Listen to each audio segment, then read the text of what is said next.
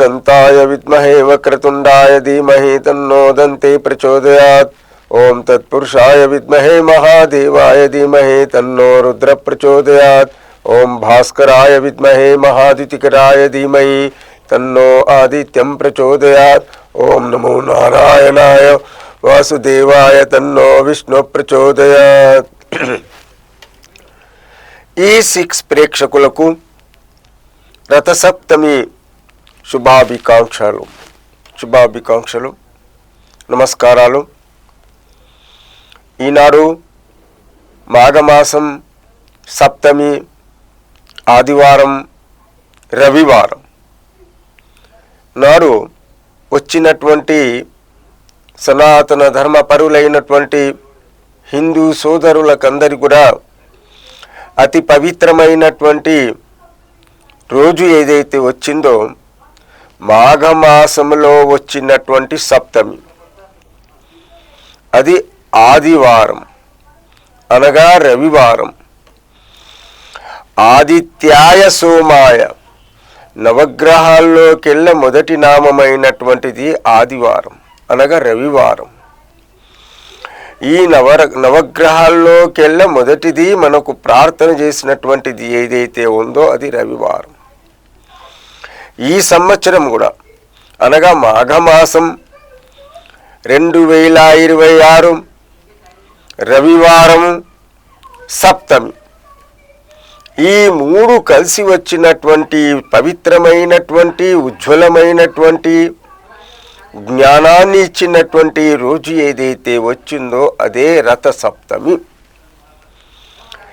ఈ రథసప్తమికి మించినటువంటి సప్తములు ఎన్నో వస్తుంటాయి మనకు. శుక్లపక్షం కృష్ణపక్షంలో సప్తమి తిథి వస్తూనే వస్తుంది. కానివ్వండి, మాఘమాసములో అనగా సంవత్సరంలో 12 మాసాలు ఉన్నాయి. ఏది చైత్రము నుంచి పుష్యమి వరకు. అన్నిట్లోకెల్లా ఈ 11వ మాసంలో వచ్చినటువంటి మాఘమాసం ఏదైతే ఉందో, ఈ మాఘమాసంలో వచ్చినటువంటి సప్తమి రోజు సూర్య భగవానుడు సాక్షాత్తు 7 అశ్వాలపైన దర్శనమిచ్చినటువంటి మహాభాగ్యం అందరికీ కూడా. అందరికీ అంటే ఈ ప్రపంచంలో ఉన్నటువంటి వాళ్ళందరికీ కూడా 7 అశ్వాలపైన 7 గుర్రాలపైన ఆ సూర్య భగవానుడు మనకు పవిత్రమైనటువంటి ఉదయం సమయాన ఆ స్వామివారు ప్రతి వాళ్లకు దర్శనమిస్తుంటారు. ఆ సూర్య భగవానుడు అనగా మాఘమాసం అంటేనే చలి పులిగా ఉంటుంది, శీతలత ఎక్కువగా ఉంటుంది. మధ్యాహ్నం ఒక రకంగా ఉంటుంది వాతావరణం, ఉదయం ఒక రకంగా ఉంటుంది. ఉదయం పూట సూర్య భగవానుడు దర్శనమిచ్చినటువంటి పవిత్రమైనటువంటి సమయం ఏదైతే ఉందో, ఆ స్వామివారు 7 అశ్వాల పైన రథము పైన స్వామివారు దర్శనమిచ్చినటువంటి పవిత్రమైనటువంటి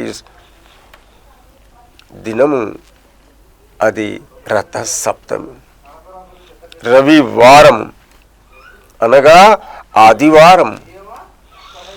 ఈ ఆదివారాన్నే మనం పవిత్రమైనటువంటి హోలీడే అన్నటువంటి వేరే మతస్థుల వారు చెప్తూ ఉంటారు. హాలిడే కాదండి, ఇది హోలీడే అనగా పవిత్రమైనటువంటి దినం ఏదైతే ఉందో అది రవివారం. కావున ఈ సంవత్సరం మనకు ఆదివారమే ఆ స్వామివారి యొక్క దర్శన సౌభాగ్యం కలుగుతుంది. ఇది సప్తమి.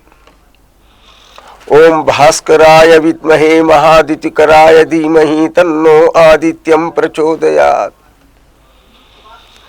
ఓం భాస్కరాయ విద్మహే మహాదితికరాయ ధీమహి తన్నో ఆదిత్యం ప్రచోదయాత్. మీ గురించి తెలుసుకోవలసినటువంటి దినం ఏదైతే ఉందో ఇదే రథసప్తమి.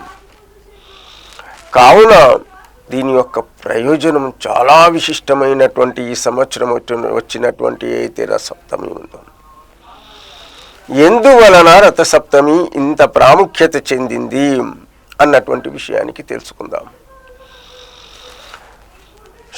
ఆదివారం వచ్చింది, అది రవివారము కావున మనకు వారాల్లోకెళ్ళ మొదటి వారం అయినటువంటి ఆదివారము, ఆ సూర్య భగవానుని యొక్క రోజు ఆదివారం కావున ఈ 2026 సంవత్సరంలో వచ్చినటువంటి రథసప్తమికి అంత ప్రాముఖ్యత కలిగినటువంటిది.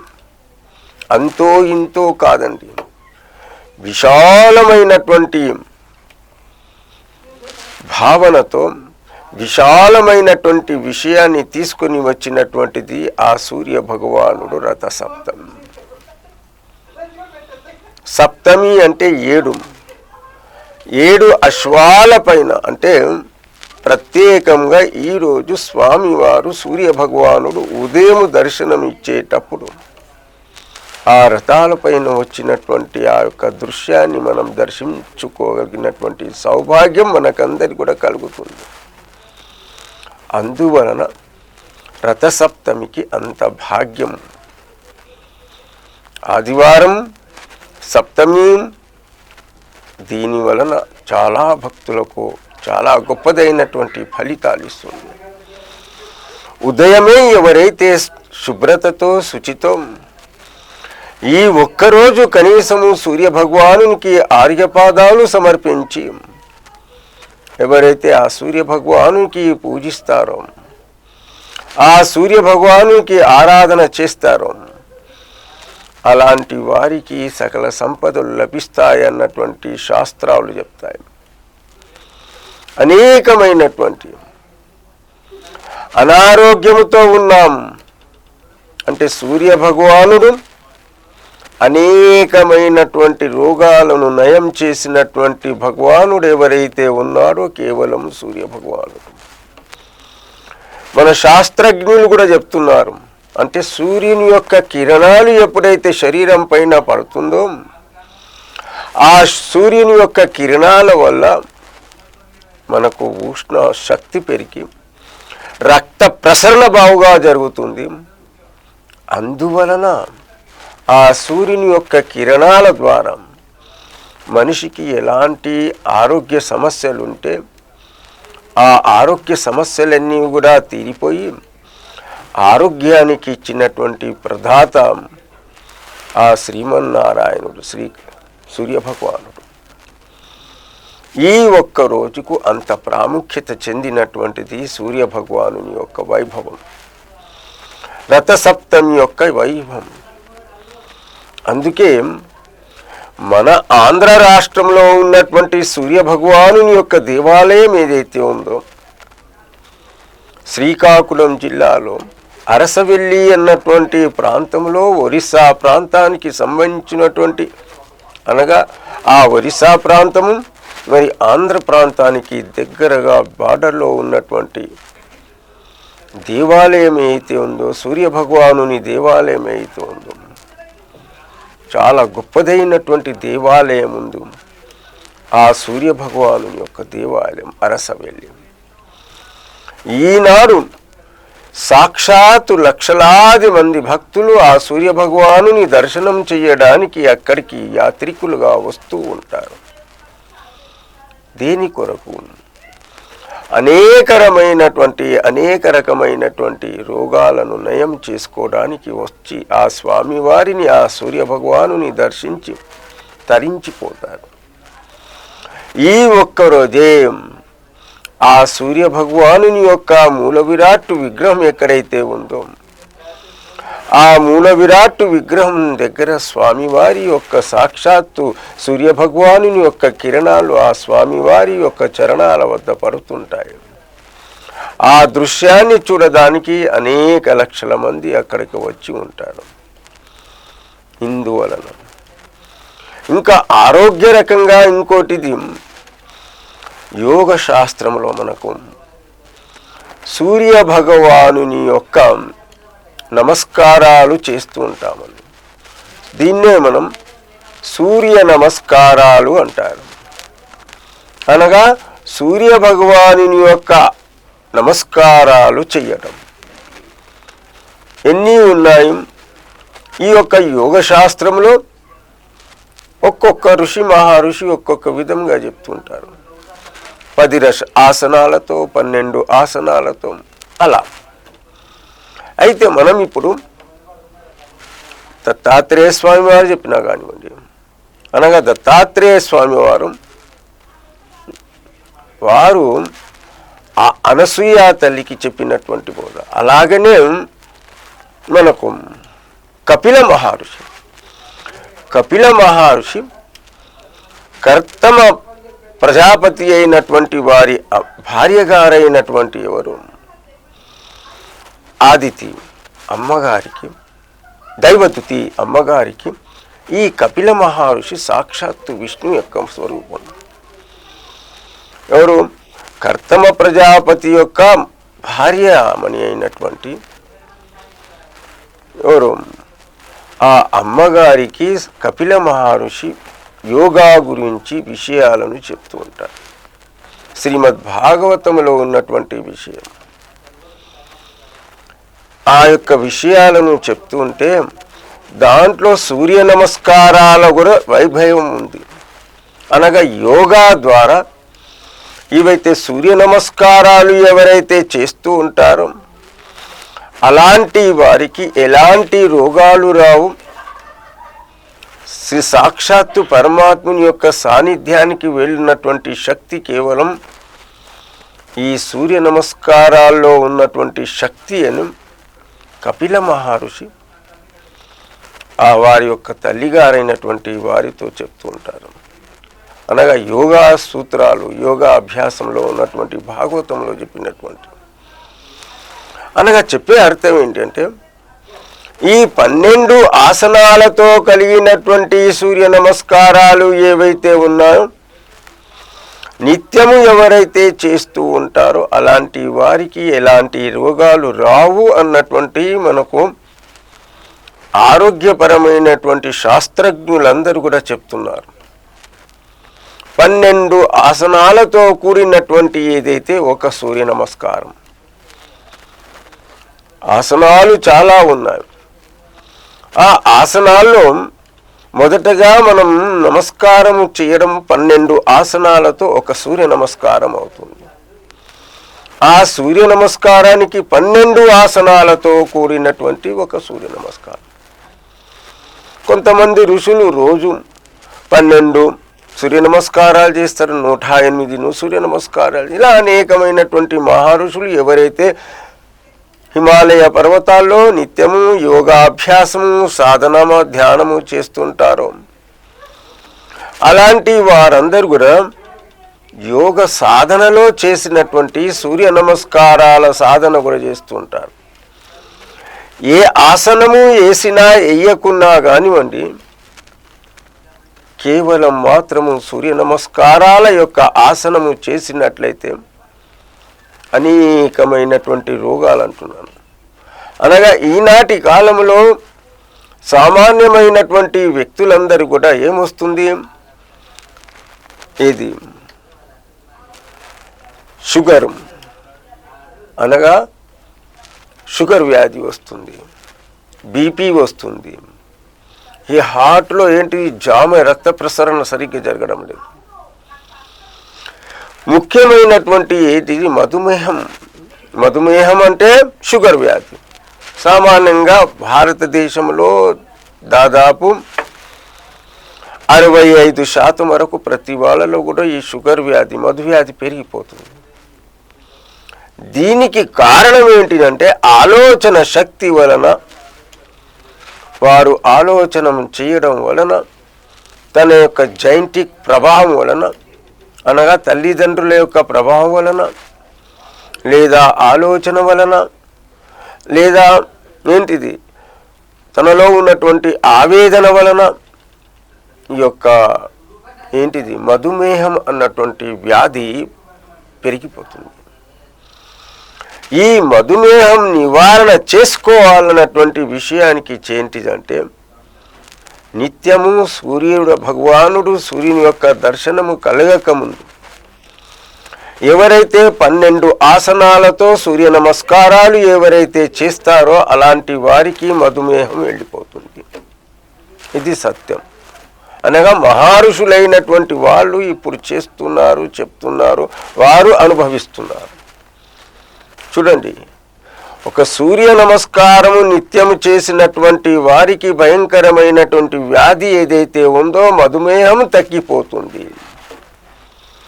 ఎందువలన అనగా ఏవైతే ఆసనాలు తీసుకుంటూ శ్వాసను వదులుతూ ఉంటాము, అప్పుడు ఏమవుతుందంటే ఈ సూర్య నమస్కారము ఒక్కటి చేస్తూ ఉంటే ఆ యొక్క రక్త ప్రసరణ సవ్యంగా జరుగుతూ ఉంటుంది.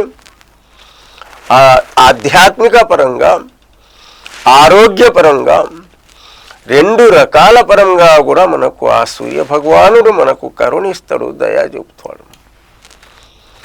నేటి పెద్ద పెద్ద డాక్టర్స్ కూడా చెప్తున్నారు, అని నిత్యము ఏం చేయాలి అంటే నడక నడవాలి, ఆసనాలు వేయాలి, ప్రాణాయామం చేయాలి. దీని వలన ఇంత ప్రయోజనం ఉన్నటువంటి నేటి గొప్ప గొప్ప వైజ్ఞానికులందరూ కూడా చెప్తున్నారు. ఇది అన్నమాట. అనగా సూర్య నమస్కారాల్లో ఇంత గొప్పదైనటువంటి ఫలితము ఉన్నటువంటిది ఆ సూర్య భగవానుడు. అందువలన ఈ రథ సప్తమికి ప్రత్యేకత ఉంది. ఇది నిత్యము ప్రయత్నం చేయాలి. మనం అనారోగ్యంగా ఉన్నామంటే, ఆరోగ్యవంతమైనటువంటి జీవితం కావాలంటే సూర్య నమస్కారాల వల్ల చాలా ప్రయోజనం ఉంది. ఇది రథ సప్తమి రోజు ప్రారంభం చేయవలసినటువంటి ఆ స్వామివారికి 12 ఆసనాలతో ఒక సూర్య నమస్కారం చేయడం. ఇంకో విషయం అందాం.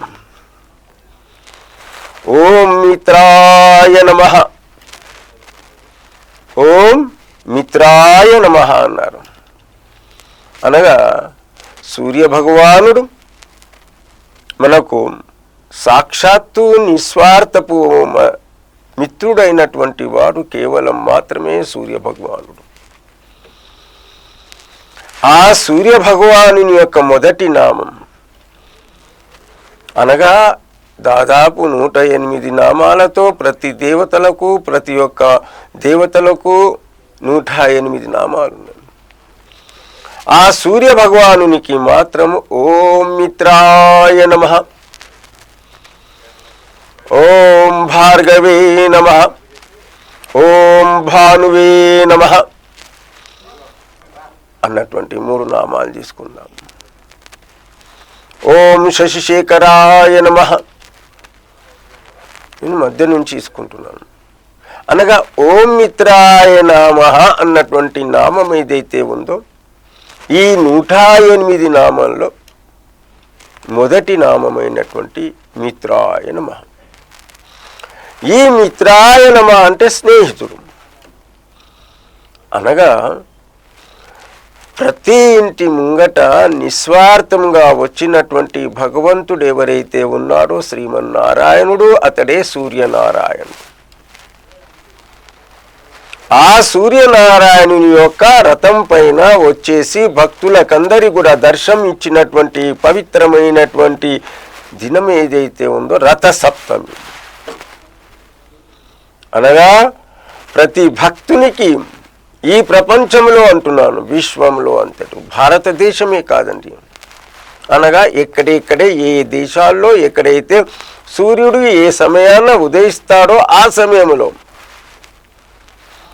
మన దగ్గర ఆదివారం ఏ తేదీ అవుతుంది? 25వ తేదీ, అనగా జనవరి 25వ తేదీ. ఇదో తేదీ మనకు తెల్లారితే వాళ్ళకి రాత్రి అవుతుంది. ఎవరికి? అమెరికా లాంటి దేశాలకు అనుకున్నాం. అనగా వాళ్లకు ఎప్పుడవుతుంది? మనకు సాయంత్రం అవుతే వాళ్ళకి తెల్లారవుతుంది. ఆ తెల్లారి సమయంలో సూర్య భగవానుడు రథం పైన ప్రకాశించి రథం పైన దర్శనమిస్తాడు అమెరికా లాంటి దేశాలు. దీని యొక్క ప్రత్యేకత ఇది. ఆరోగ్యపరంగా, ఆధ్యాత్మిక పరంగా అంటే మానవునికి కావలసినవి 2 అండి. మొదటగా ఆరోగ్యం, రెండోది ఆధ్యాత్మికం. ఆరోగ్యం బాగుగా ఉంటేనే ఆధ్యాత్మికతలో మనం ఏ దేవాలయానికి వెళ్ళొచ్చు. ఆరోగ్యం బాగుంటేనే మనం ఏంటి జపము, తపము, యంత్రము ఏదైనా కానీ చేయవచ్చు. ఆరోగ్యమే మహాభాగ్యం అన్నారు అందుకే మన ఋషులు. ఆరోగ్యం బాగుగా ఉంటేనే ఏ వ్రతమైనా కానివ్వండి, ఏ దేవాలయానికైనా కానివ్వండి వెళ్ళగలుగుతాం. ఆ ఆరోగ్యం బాగుగా ఉండాలంటే నిత్యము సూర్య నమస్కారాలు చేయాలి అన్నటువంటి శాస్త్రం మనకు చెప్తుంది. కాబట్టి ఓం భాస్కరాయ విద్మహే మహాదితికరాయ ధీమహి తన్నో ఆదిత్యం ప్రచోదయాత్. ఇది అనగా ఆ భాస్కరుడైనటువంటి ఆ యొక్క సూర్యభగవానుడు సంపూర్ణమైనటువంటి మానవ జాతికి అంటున్నాను. ఎవరైనా కానివ్వండి, దీంట్లో చిన్న పెద్ద మతము కులము ఎవరికీ ఏమి సంబంధం లేదు. ఈ భారతదేశంలో ఉన్నటువంటి వాళ్ళకందరికీ కూడా దీంతో ఏ మతముతో ఏ కులముతో ఎలాంటి సంబంధము లేనటువంటి దేవుడు ఎవరైతే ఉన్నారో కేవలం మాత్రం సూర్య భగవానుడు. ఎవరికైనా కానివ్వండి, పండితుడైనా పామరుడైనా ఎవరైనా కానివ్వండి, ఏ మతానికి ఏ కులానికి ఎవరికైనా సంబంధం లేకుండా ఉన్నటువంటి ఒకడు ఆ సూర్య భగవానుడు, ఆ సూర్యనారాయణుడు. ఎవరికి కూడా అంటున్నాను, దీనికి ఎలాంటి భేదాలు లేవు. అన్నీ కూడా ఆ సూర్య భగవానుడు సమానంగా ఇస్తుంటారు. ఎలాంటి పామరుడైన పండితుడైన ఏ జాతి వాడైనా కానివ్వండి, ఏ కులానికి సంబంధించినటువంటి వాడైనా కానీ, ఏ మతానికి సంబంధించినటువంటి వాడు, అందరికీ సమానమైనటువంటి వాడు ఆ సూర్య భగవానుడు. అందుకే సూర్య పరమాత్ముని యొక్క సూర్య ప్రభవాహనంతో మొదలవుతుంది రథసప్తమి నాడు ఆ 7 కొండల వారి యొక్క 7 వాహనాలతో ప్రారంభమైనటువంటి పవిత్రమైనటువంటి దినం రథసప్తమి మాత్రమే. అనగా ఈ రథసప్తమి నాడు కాదు, ప్రతి రథసప్తమి కూడా ఆ 7 కొండల వారి యొక్క వాహనం సూర్య ప్రభ వాహనంతో మొదలవుతుంది. ఉదయమే 5:30 ప్రారంభమవుతుంది. వారి యొక్క దర్శన సౌభాగ్యం ఆ తిరుమలలో ఉన్నటువంటి భక్తులందరికీ కూడా దర్శన సౌభాగ్యం కలిగించినటువంటి అదృష్టం మన అందరిపైన కలుగుతుంది. ఆ తిరుమల తిరుపతి దేవస్థానం వారు ఆ సూర్యనారాయణుని యొక్క అనగా సూర్యనారాయణుడు అంటే సాక్షాత్తు వెంకటేశ్వర స్వామి. వెంకటేశ్వర స్వామి అంటే సూర్యనారాయణుడు, సూర్యనారాయణుడు అంటే శ్రీ వెంకటేశ్వర స్వామి వారు. అందువలన ఉదయమే 5:30 సూర్య ప్రభ వాహనంతో ప్రారంభమవుతుంది ఆ స్వామివారి యొక్క వాహనాల చరిత్ర. అనగా ఎవరి చరిత్ర? వెంకటేశ్వర స్వామి వారి యొక్క వైభవం. 7 వాహనాల పైన ఒకటే రోజు ఆ వెంకటేశ్వర స్వామి వారు దర్శనమిచ్చినటువంటి పవిత్రమైనటువంటి దినం ఏదైతే ఉందో రథసప్తమి. మనం బ్రహ్మోత్సవాల్లో చూస్తూ ఉంటాం. ప్రతిరోజు ఉదయం ఒక శోభ, సాయంత్రం ఒక శావ. ఉదయం ఒక అలంకార సేవ అయితే సాయంత్రం ఇంకో అలంకారం. ఇలా 10 రోజులు మనం ఆ వెంకటేశ్వర స్వామి వైభవోపేతమైనటువంటి ఆ స్వామివారి యొక్క దర్శనం చేస్తూ ఉంటాం.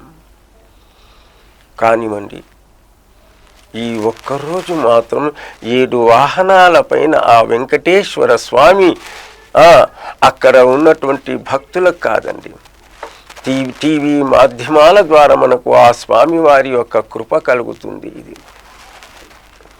దీని యొక్క ప్రత్యేకత. ఇది సూర్యనారాయణుని యొక్క ఈ యొక్క సృష్టిలో, ఈ ప్రపంచంలో ఆ వెంకటేశ్వర స్వామి 7 వాహనాలపైన దర్శనమిచ్చినటువంటి పవిత్రమైనటువంటి దేవి దినం ఏదైతే ఉందో ఇది రథసప్తమి.